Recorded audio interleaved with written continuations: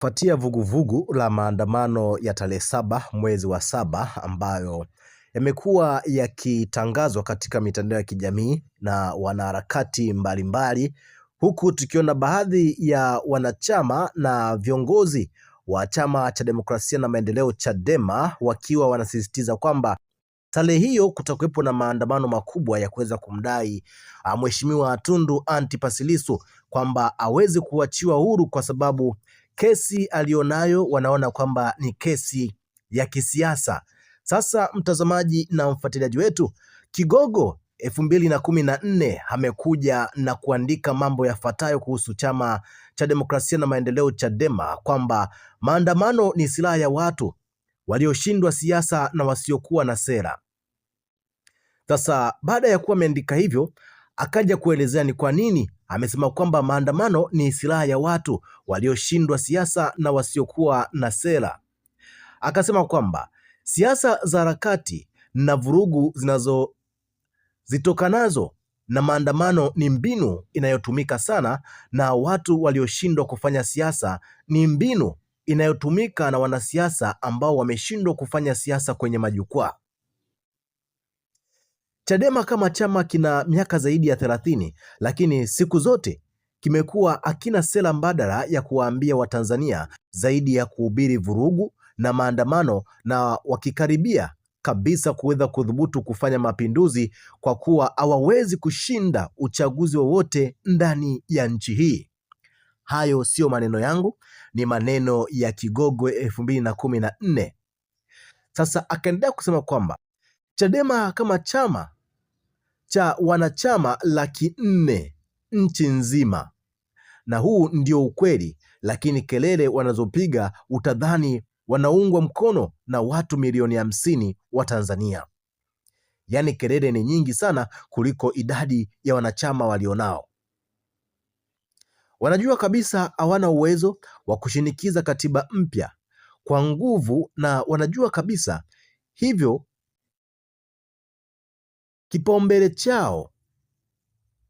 kipaumbele cha Watanzania, lakini wanapokaa kwenye vikao vyao vya ulevi wanafikiri wanaweza kushinikiza katiba mpya ikapatikana.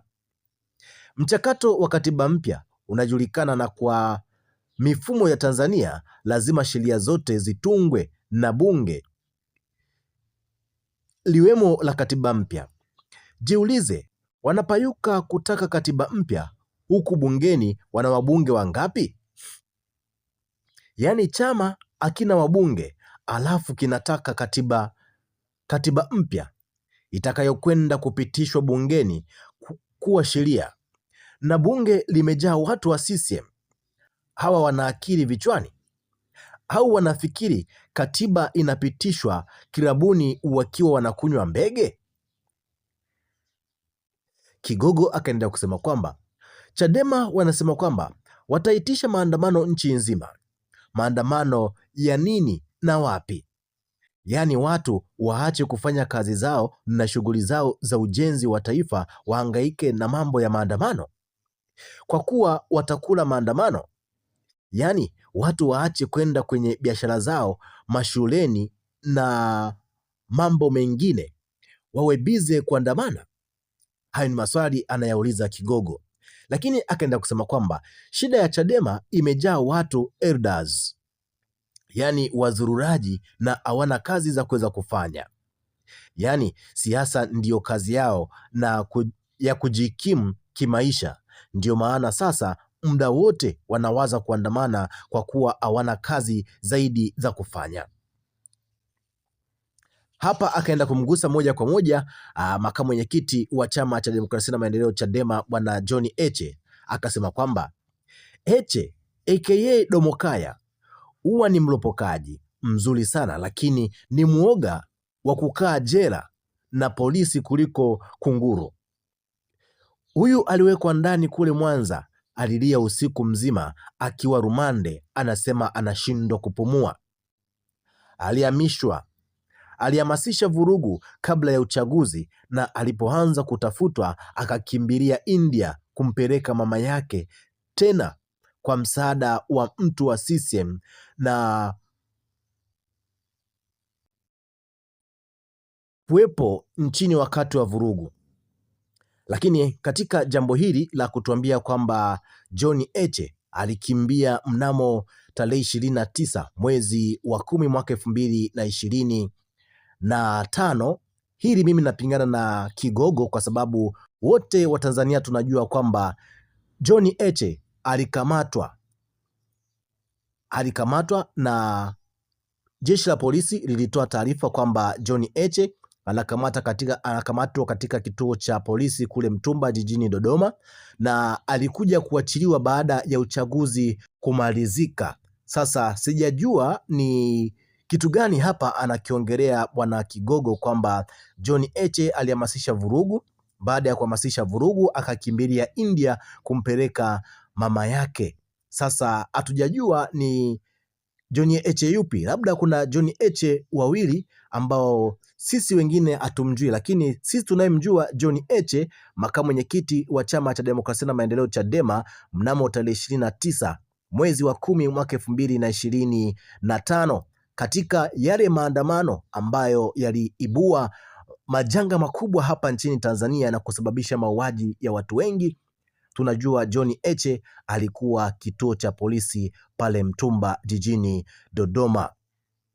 Lakini hapa akaendelea kusema kwamba Heche aka Domokaya kama anafikiri kuandamana ni rahisi, mbona hajawahi kuleta watoto wake kwenye haya maandamano? Au mbona hajawahi kuleta watoto wake kuandamana kama ana uchungu na hicho anachodanganya watoto wa watu wengine?